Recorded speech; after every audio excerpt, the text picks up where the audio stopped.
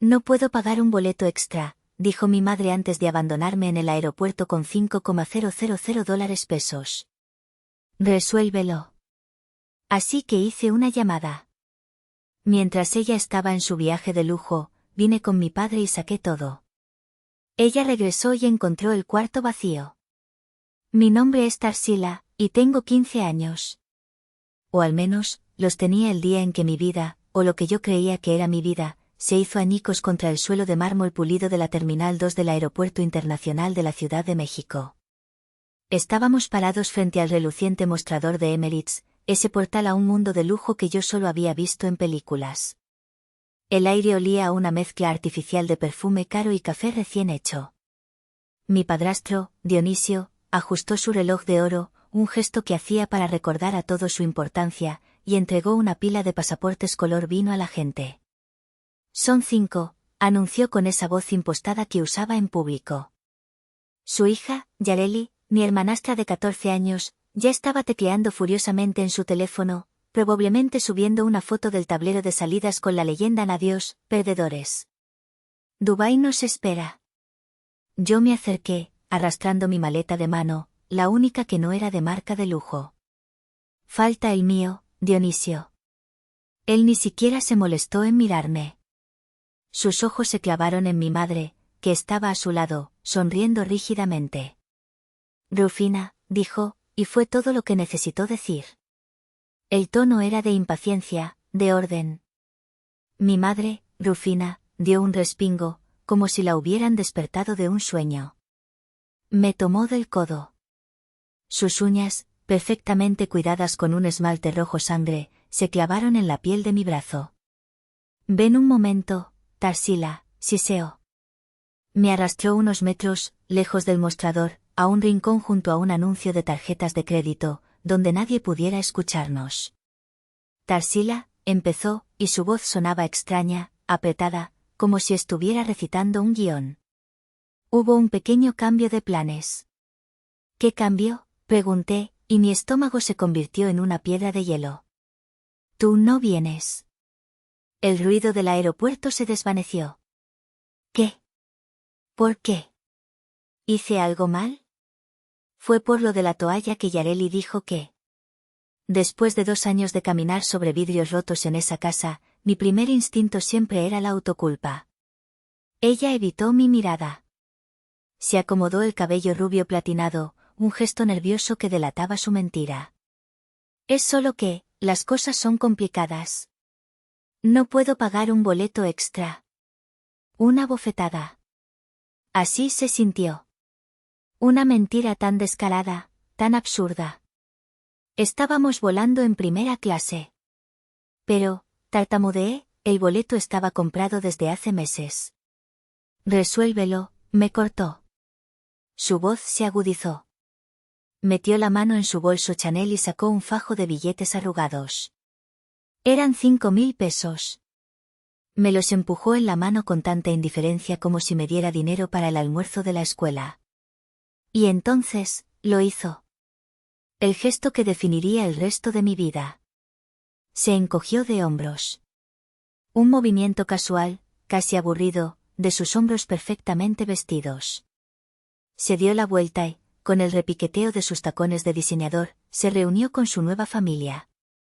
Mientras se alejaban hacia el filtro de seguridad, Yareli me miró por encima del hombro. Vio mi rostro, pálido y descompuesto. Y sonrió. Una risita burlona y triunfal que resonó en mi cabeza más fuerte que el anuncio de la próxima salida. Me quedé allí, anclada al suelo. El plástico de los billetes de 500 pesos se sentía sucio y húmedo en mi mano sudorosa. Veía sus espaldas desaparecer entre la multitud. Y mientras lo hacía, mi mente, en un acto de autodefensa, comenzó a construir un museo.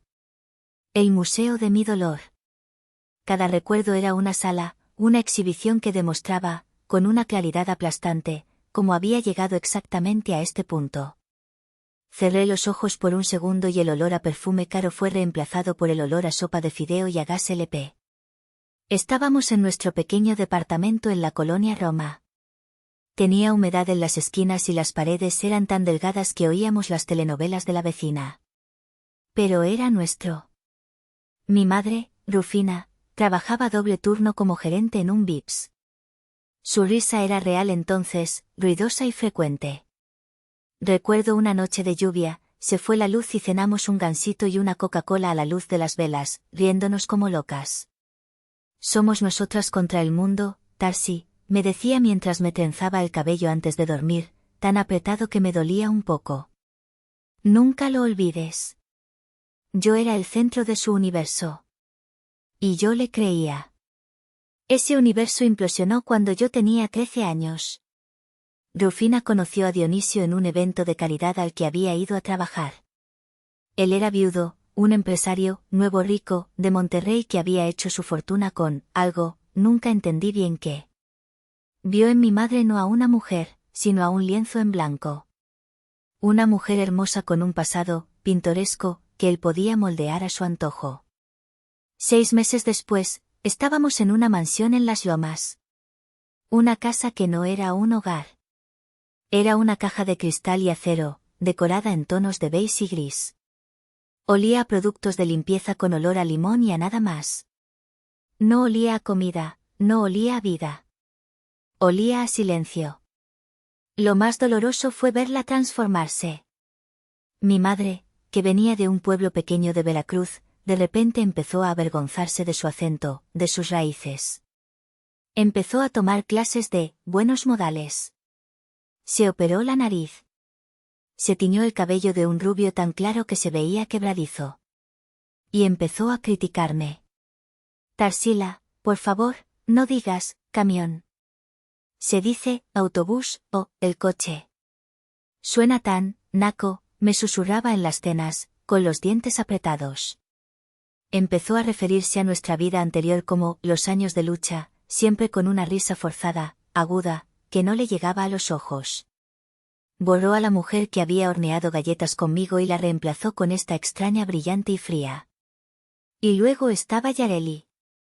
La hija de 14 años de Dionisio. Consentida, mimada y cruel. Desde el día 1 me vio como una plaga, como una competencia por los recursos. Me llamaba, la arrimada, cuando creía que no la oía. Se burlaba de mi ropa, de mi antigua escuela pública, de mi cabello. Pero la verdadera tortura no venía de Yareli, venía del silencio de mi madre. Hubo una escena, una tarde de sábado, que lo definió todo. Estaba en la sala de estar, nunca la usábamos, intentando leer. Yareli entró con 2 amigas de su colegio privado, el más caro de la ciudad. Y esta es Tarsila, dijo Yareli, señalándome como a un mueble raro. La hija de la esposa de mi papi. Una de sus amigas, rubia como ella, me miró de arriba abajo. ¡Ay, es tuya esa mochila de Zara! ¡Qué oso! Yo me congelé. Sentí la sangre subir a mis mejillas. Mi mami dice que tu ropa de Zara apesta, soltó Yareli, con una risita. Y en ese preciso momento, mi madre, Rufina, entró a la sala. Vio la escena. Vio mi rostro, rojo de humillación. Vio mis ojos, llenos de lágrimas, rogándole con el alma que dijera algo. Que me defendiera. Que fuera mi madre, la de la colonia Roma. Rufina vio mi súplica. Su rostro se endureció. Frunció el ceño, no a Yareli, sino a mí. Y entonces, simplemente desvió la mirada. Se dirigió a Yareli. Yareli, querida, ¿no deberías estar enseñándoles a tus amigas la nueva alberca? Vayan, vayan. Esa fue la herida mortal.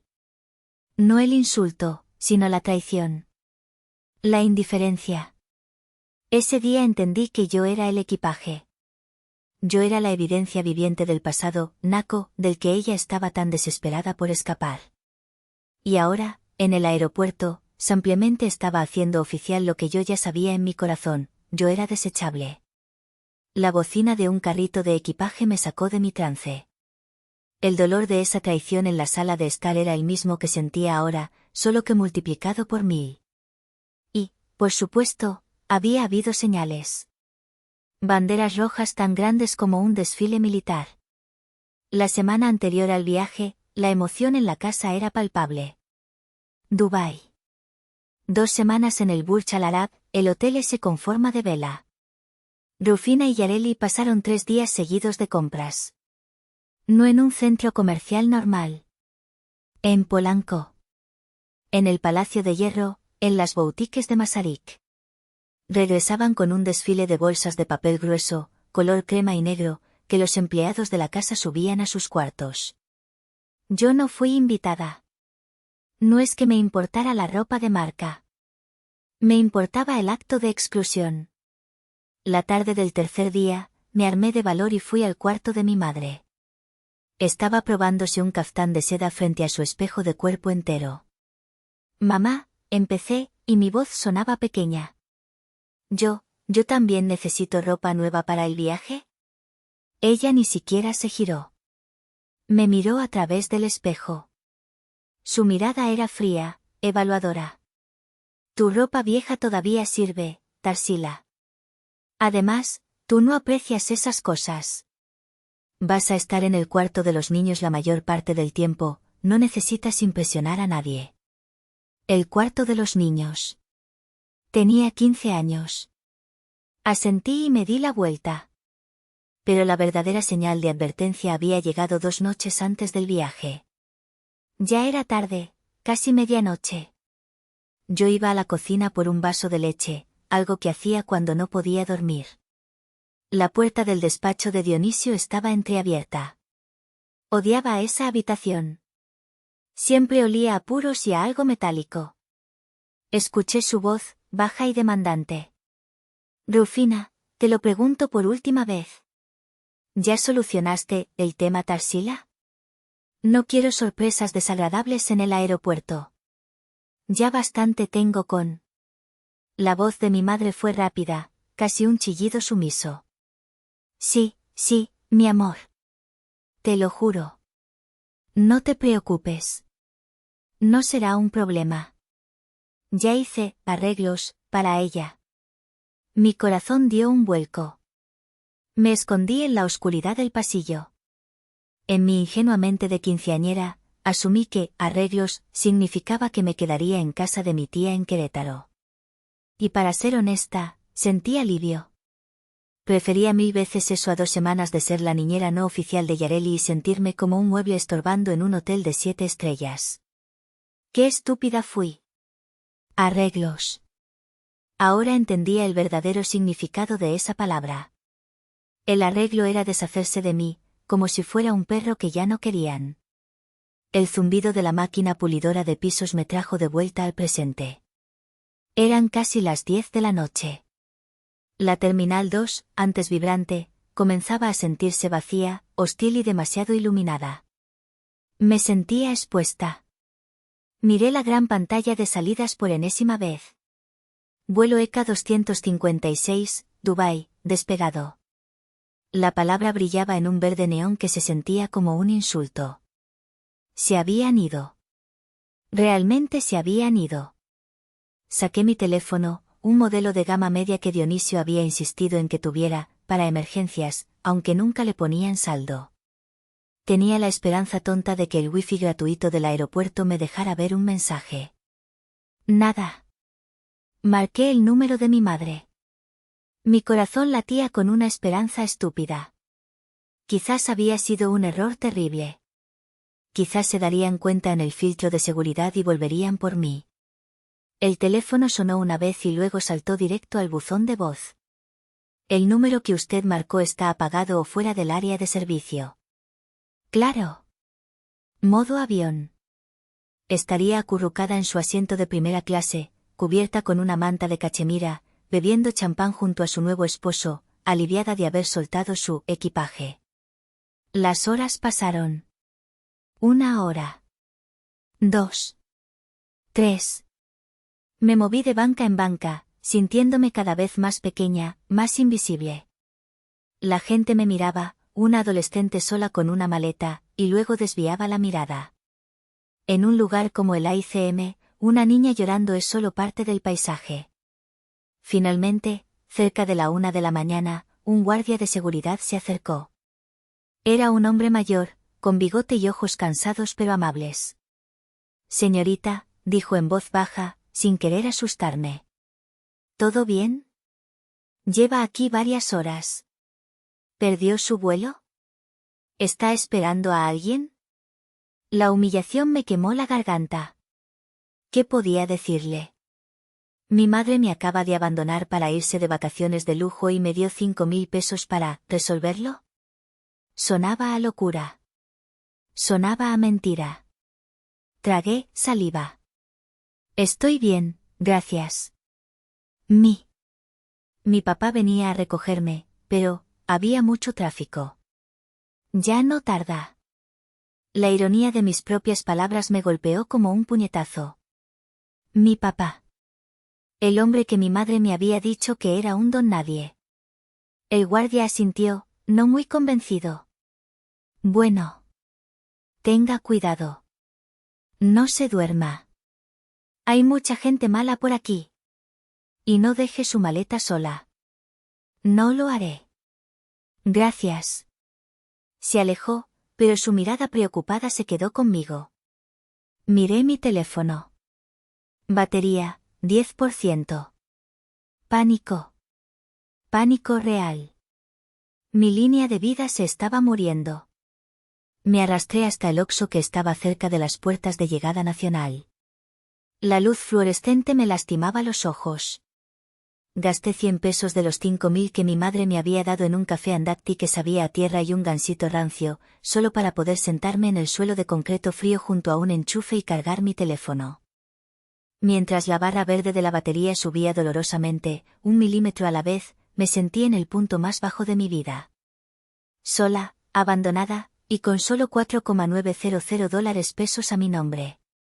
El dinero se sentía sucio, como el precio de mi libertad, o más bien, el precio de mi abando. Tenía 15 años y era, oficialmente, una huérfana con padres vivos. Con la batería al 30%, y temblando por el frío del suelo y el café malo, me senté en una banca más aislada, cerca de los baños. Abrí mis contactos. Mi lista era patética. Los números de la casa. El de Dionisio. El de Rufina. El de Yareli.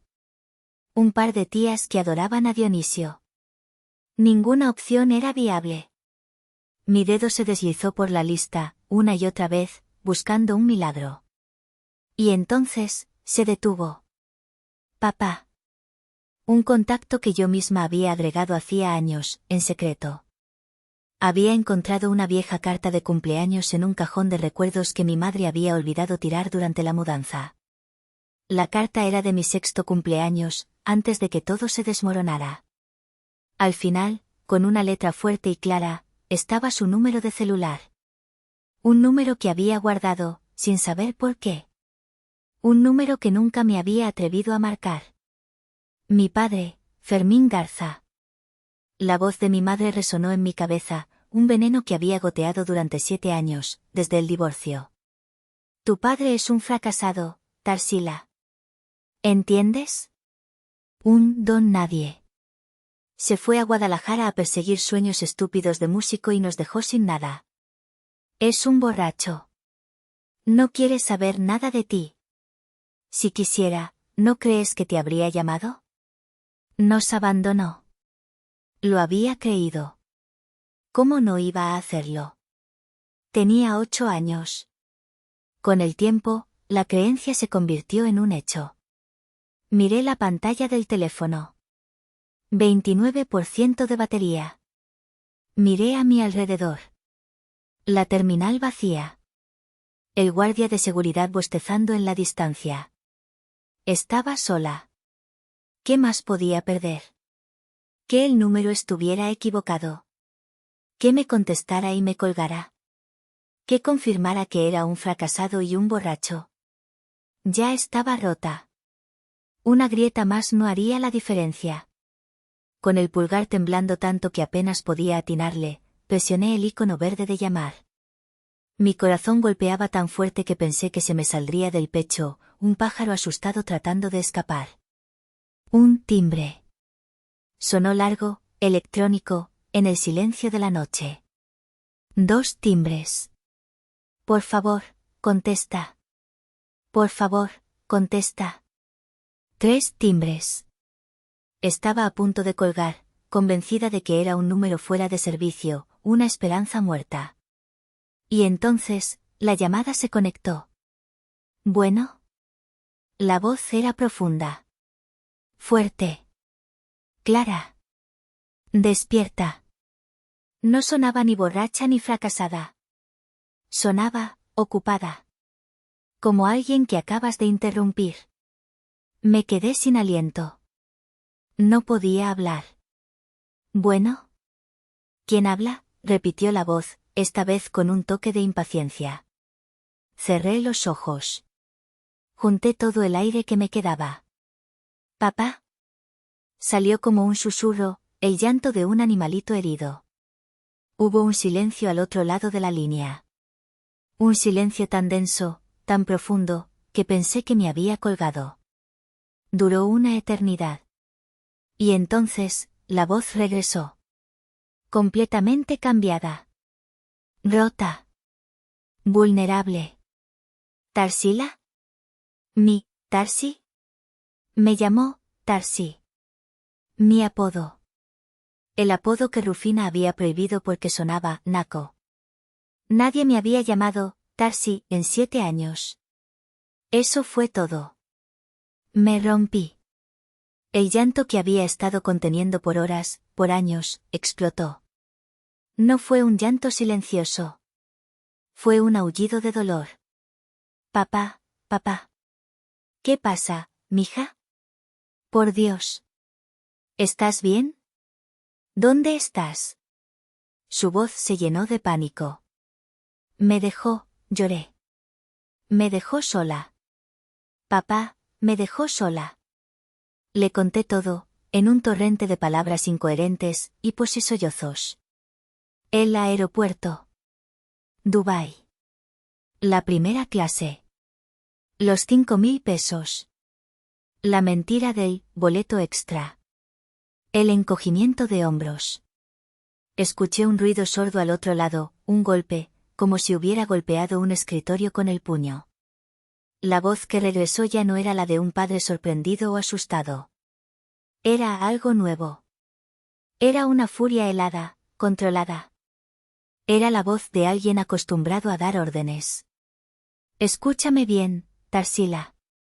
¿En qué terminal estás? En la 2. Cerca de un Oxxo, junto a llegadas nacionales. Bien. Excelente. Quédate ahí. No te muevas. No hables con nadie. Estoy en Guadalajara. Voy por ti.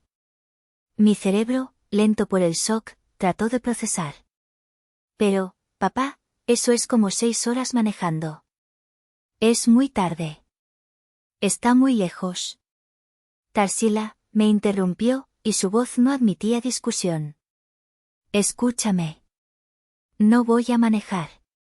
Llego en 90 minutos. No. ¿Qué? Muevas. Colgó. Me quedé mirando el teléfono. 25% de batería. ¿90 minutos? ¿De Guadalajara a la Ciudad de México? ¿En qué? ¿En un cohete? ¿Estaba loco? ¿Era esta una cruel segunda parte de la broma? Tal vez mi madre tenía razón. Tal vez estaba delirando. Me acurruqué en la banca de metal, temblando de frío y confusión. ¿Qué había hecho? Apenas 10 minutos habían pasado. 10 minutos de silencio aterrador en los que mi cerebro me gritaba que era una idiota, que él no vendría, que nadie vendría. Fue entonces cuando la realidad se volvió surrealista. 2 personas venían caminando deprisa hacia mí. No, venían corriendo. Un hombre con un traje de Aeroméxico y una mujer con un traje sastre impecable y un gafete que decía, gerente de Relaciones Públicas, AICM. Corría con tacones, lo cual me pareció una hazaña. ¿La señorita Tarsila Garza?, preguntó la mujer, casi sin aliento. Asentí, completamente confundida. ¿Garza? Hacía años que nadie me llamaba por el apellido de mi padre. La mujer suspiró aliviada, un alivio tan profundo que casi se tambaleó. Gracias a Dios. Su padre, el señor Fermín Garza, acaba de llamar. Está muy preocupado. Nos dio su descripción. Por favor, venga conmigo. Tenemos un lugar mucho más cómodo y seguro para usted. ¿Señor Fermín Garza? La forma en que lo dijo, con reverencia. No era el nombre de un fracasado.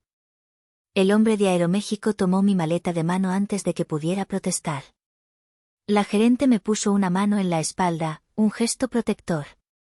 Me guiaron a través de un laberinto de puertas que decían, solo personal autorizado. Dejamos atrás la terminal ruidosa, las luces fluorescentes y el olor a desinfectante. Entramos en el silencio alfombrado del Salón Premier de Aeroméxico. Era otro mundo. Sofás de piel, luz cálida y tenue, un murmullo de conversaciones educadas de gente en trajes. Por favor, siéntese, dijo la gerente.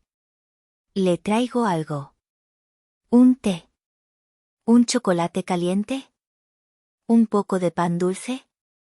Me trajeron una bandeja con un chocolate espumoso que olía a canela y una selección de mini conchas y cuernitos. Comí como si no hubiera comido en años, mientras la gerente permanecía cerca, como una guardiana, hablando en voz baja por su radio. Me sentí como en un sueño. La gente pasaba, me miraba con curiosidad, una adolescente en jeans y con los ojos hinchados en medio de empresarios. Una hora pasó. La gerente miró su reloj. Su padre no debe tardar. Y entonces lo entendí. Mi papá no era un don nadie. Mi papá era alguien. Alguien que podía hacer una llamada y poner a todo el aeropuerto a buscar a su hija de 15 años en plena madrugada. Mi madre me había mentido. Y no era una mentira pequeña. Era una mentira fundamental. Una mentira que había construido toda mi realidad. Y esa realidad acababa de romperse en 1000 pedazos. 80 minutos después de la llamada, la gerente sonrió. El señor Garza ha aterrizado. Por aquí, por favor. Me levanté, con las piernas temblando. El pan dulce se sentía como una piedra en mi estómago. Pero no me llevó a la sala de llegadas nacionales. Me llevó por otro pasillo, pasó otra puerta de seguridad que olía a llanta de avión, y salimos al aire fresco y frío de la noche, a la plataforma. Estábamos en la zona de FBO, la terminal de aviación privada. No lo podía creer. Había aviones pequeños por todas partes, como taxis de lujo esperando. Y justo enfrente, uno destacaba. Un Learjet blanco y elegante, con una línea azul en el costado, acababa de estacionarse. Sus motores aún zumbaban, enfriándose. La escalerilla ya estaba puesta. Está esperándola, dijo la gerente. Caminé sobre el asfalto, sintiéndome como si estuviera en una película. La puerta del jet se abrió, y una luz cálida salió del interior. Y él bajó. No era el hombre que recordaba de mis fotos borrosas. Era, más. Era alto, no tanto como Dionisio, pero se sentía más grande. No era ostentoso. Dionisio usaba trajes brillantes para que lo vieran. Este hombre vestía jeans de buena calidad, unas botas de piel que se veían caras pero cómodas, y una camisa impecable bajo un suéter de lana. Irradiaba una confianza tranquila, una autoridad que no necesitaba gritar. Se detuvo al pie de la escalerilla, a unos metros de mí. Sus ojos, eran mis ojos. Teníamos la misma mirada. Nos quedamos mirándonos por lo que pareció una eternidad. El ruido de un avión despegando a lo lejos rompió el silencio. Tarsi, dijo, y su voz se quebró. No supe qué hacer. ¿Correr? ¿Llorar? ¿Saludar? Él pareció entenderlo. Sonrió, una sonrisa triste pero real. Y abrió los brazos. Eso fue todo lo que necesité. Solté mi maleta de mano, que cayó al suelo con un golpe sordo. Y corrí. Corrí como si mi vida dependiera de ello, por qué dependía. Me estrellé contra su pecho y él me envolvió en un abrazo que me sacó el aire. Era real. Era sólido. Olía a colonia cara, a madera y a algo más, algo como hogar. Un hogar que no sabía que tenía. Te encontré, mija, susurró en mi cabello, y sentí sus lágrimas mojar mi cabeza. Por fin te encontré. Ya estás a salvo. El interior del jet era surrealista. Piel color crema, madera oscura pulida, y una sobrecargo que me ofreció más chocolate caliente, esta vez en una taza de porcelana. Despegamos, y vi las luces de la Ciudad de México hacerse pequeñas debajo de nosotros, un monstruo brillante que se tragaba mis problemas. Me senté frente a él, en un asiento que era más cómodo que mi cama. Papá, no entiendo, dije en voz baja. Mamá dijo, ella dijo que eras ¿un fracasado? ¿Un borracho? Dijo él, con una tristeza infinita en la mirada. Lo sé, mija. He visto los reportes de sus abogados. Créeme, esa mujer tiene imaginación. Me explicó. No era un CEO de tecnología, ni un músico fracasado. Era algo mucho más mexicano, mucho más real. Era tequilero. Soy el dueño de una de las casas tequileras más grandes de Jalisco, dijo, casi como una disculpa. Tu bisabuelo, mi abuelo, la fundó. Yo solo, la hice crecer un poco. No era un nuevo rico, como Dionisio. Era dinero viejo. Dinero silencioso. Dinero que no necesitaba gritar en relojes de oro. Pero, ¿por qué? ¿Por qué me dejó mentirme así? Abrió su maletín de piel. No estaba lleno de dinero, sino de papeles. Sacó una carpeta gruesa, desgastada en los bordes. En la etiqueta, escrita a mano, decía, Tarsila. Tu madre te ha mentido, Tarsila. Sobre todo, dijo, y su voz se endureció. Sacó un fajo de estados de cuenta. Desde el día que firmamos el divorcio, he depositado 80,000 pesos mensuales para tu manutención. Cada mes. Sin falta. A una cuenta que tu madre abrió específicamente para eso. Aquí están los comprobantes. 80,000 dólares pesos. Cada mes. Durante 7 años. Hice los cálculos en mi cabeza. El número era astronómico. Y yo había comido sopa instantánea porque no había dinero para lujos. Sentí náuseas. Sacó otra pila de papeles. Eran correos electrónicos impresos, rebotados. Falló la entrega. Cartas devueltas, con el sello rojo de destinatario desconocido. Cambiaba tu número de teléfono cada 6 meses. Bloqueó mis correos. Cuando intenté ir a tu escuela, llamó a la policía. Finalmente, y aquí su voz se quebró de rabia, obtuvo una orden de restricción en mi contra, alegando que yo era inestable y un peligro para ti. Me quedé helada. No solo me había mentido para que yo lo odiara. Había construido activamente una fortaleza legal para mantenerme alejada de él. Me sentí enferma. Traicionada a un nivel que no creía posible. Pero por primera vez en mucho tiempo, también sentí algo más, rabia. Una rabia pura y fría. Aterrizamos en Guadalajara. No en el aeropuerto principal, sino en una pista privada. Un auto nos llevó fuera de la ciudad, hacia la oscuridad del campo.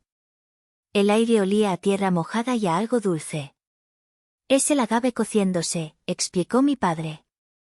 Llegamos a una hacienda. No una casa. Una verdadera hacienda, con muros de adobe, arcos de piedra y jardines que parecían infinitos bajo la luz de la luna. Bienvenida a casa, Tarsi, dijo mi padre. Me llevó a una habitación en el ala principal.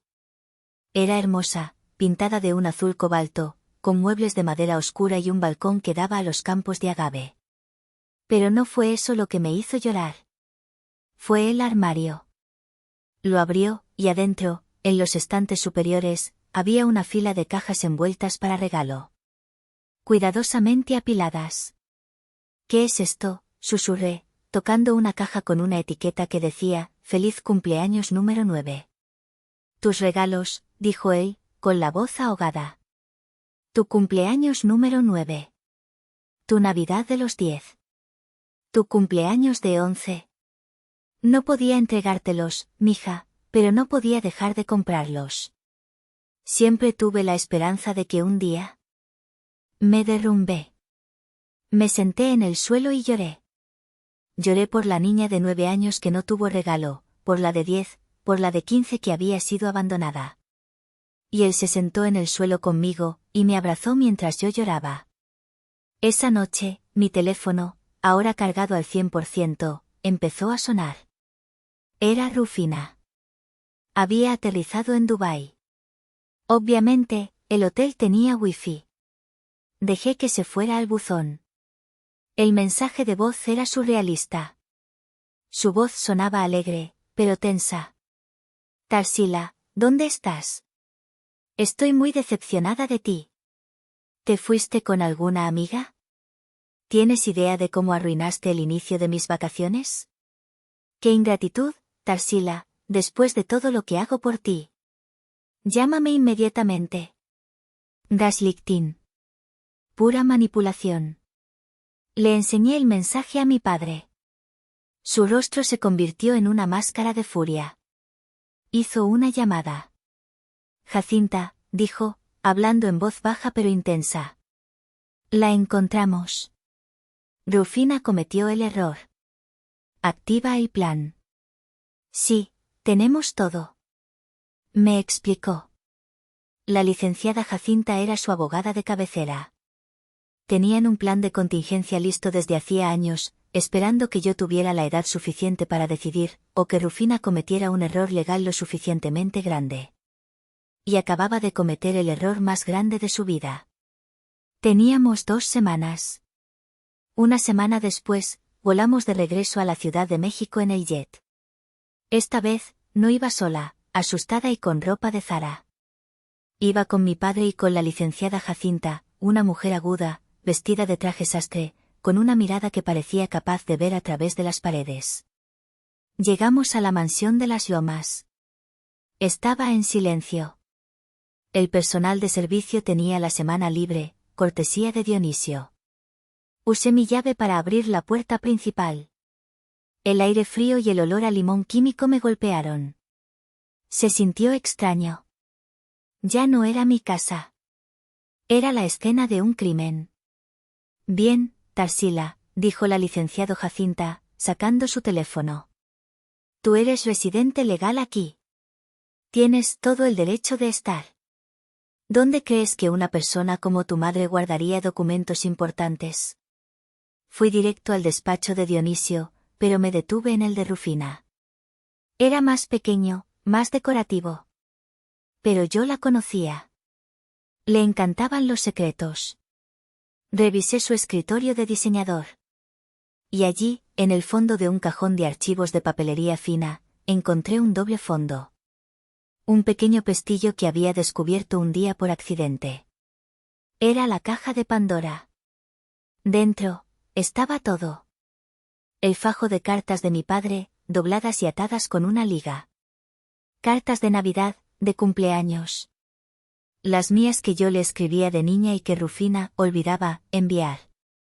Y lo más importante, los estados de cuenta de la cuenta bancaria secreta. Cientos de miles de pesos. Millones, de hecho. La licenciada Jacinta empezó a fotografiar todo, con una sonrisa sombría. Tenemos todo. Abandono de menor. Fraude. Alienación parental. Obstrucción de la relación paterno-filial. Es un gran día, Tarsila. Mientras ellos terminaban de documentar, yo subí a mi cuarto. Mi cuarto. El más pequeño de la casa, el que daba al muro del vecino. Miré a mi alrededor. La ropa de diseñador que Dionisio me había comprado, para que no desentonara en las fotos familiares, estaba colgada en el armario. Los libros de texto caros. Metódicamente, abrí mi vieja mochila de la colonia Roma, la que había guardado en el fondo del armario. Empecé a empacar. Pero no empaqué la ropa de marca. Dejé los bolsos caros. Dejé los zapatos de diseñador. Empaqué mi ropa vieja, la que Yareli decía que apestaba. Empaqué mis libros de bolsillo, los que yo había comprado con mis domingos. Empaqué las 3 únicas fotos que tenía de mi infancia real, las de mi padre y yo. En 10 minutos, mi vida entera estaba en una mochila y en la maleta de mano con la que había llegado al aeropuerto. El resto, lo dejé. El cuarto se veía extrañamente vacío ahora. Solo quedaba el colchón sin sábanas, me llevé las mías, las únicas que me gustaban, y los muebles caros. Me detuve en la puerta. Había algo más que tenía que hacer. Metí la mano en el bolsillo de mi pantalón y saqué los $5,000 pesos que Rufina me había dado. El dinero arrugado por el pánico de hacía una semana. Caminé hacia la cama. Con cuidado, alisé los billetes. El billete de Sor Juana. Los de Benito Juárez. Los puse en el centro exacto del colchón desnudo. Junto a la cama, en el buró de caoba, había una libreta y una pluma de diseñador que Rufina había puesto allí, para decoración. Tomé una hoja de papel grueso, color crema. Con la pluma, escribí. Mi letra era firme. Dijiste que no podías pagar un boleto extra. Resulta que sí podías. Te dejo el cambio. Ya no soy tu problema. Dejé la nota sobre los billetes. Y luego, el acto final. El más simbólico de todos. Me quité la llave de la casa de mi llavero. Hacía un ruido metálico al caer sobre la madera del buró. La tomé y la puse encima de la nota. Un pequeño peso de metal sobre el papel y el dinero. Miré el cuarto por última vez. Y no sentí nada. Ni tristeza, ni nostalgia. Solo, alivio. Salí de la habitación y cerré la puerta suavemente. Mi padre y la abogada me esperaban en la entrada. Mi padre me miró, con los ojos llenos de preguntas, pero no dijo nada. Vio la mochila en mi espalda y la maleta en mi mano. Ya terminé, le dije. Abrí la puerta principal y salí al sol. El aire de la Ciudad de México se sentía diferente. Se sentía limpio. Caminé hacia el auto que nos esperaba, sin mirar atrás. Rufina regresó una semana después, bronceada, feliz, y cargada de bolsas de compras de Dubái. La explosión fue nuclear. Primero, descubrió la casa vacía. Luego, la nota en el cuarto. Mi teléfono, que ahora tenía un número nuevo, fue inundado con docenas de mensajes de voz al número antiguo. Pasaron de la rabia a las amenazas y, finalmente, al pánico. Dionisio también llamó, furioso. Amenazó a mi padre con sus abogados importantes y con destruirlo. La licenciada Jacinta respondió por nosotros. Su respuesta no fue una llamada. Fue una demanda civil por 7 años de manutención robada, con intereses, y una denuncia penal en la Fiscalía de lo Familiar por abandono de menor, fraude y alienación parental. Dionisio, cuya vida entera se basaba en su imagen pública y en sus conexiones, no podía manejar un escándalo de esa magnitud. La noticia de que su esposa había abandonado a su hija en un aeropuerto y le había robado a su exmarido millones, era veneno. Se divorció de Rufina en menos de 6 meses. Se aseguró de que ella asumiera toda la culpa legal. La dejó con casi nada. Hoy tengo 18 años. Vivo en Jalisco con mi padre. Estamos recuperando 7 años perdidos, un día a la vez. El próximo año, empezaré la universidad para estudiar Derecho. La licenciada Jacinta dice que tengo talento para encontrar el doble fondo. Mi madre, Rufina, a veces me manda mensajes desde números desconocidos. Vive en un pequeño departamento en el centro, irónicamente no muy lejos de la colonia Roma. Dice que se quedó sin nada. Que Dionisio la traicionó. Me ruega que la perdone, que yo soy lo único que le queda. Hice lo correcto al vaciar mi cuarto e irme. Sé que merecía algo mejor. Pero ahora les pregunto a ustedes, la gente que escucha esto, ¿hice bien? Y, sobre todo, ¿debería perdonarla?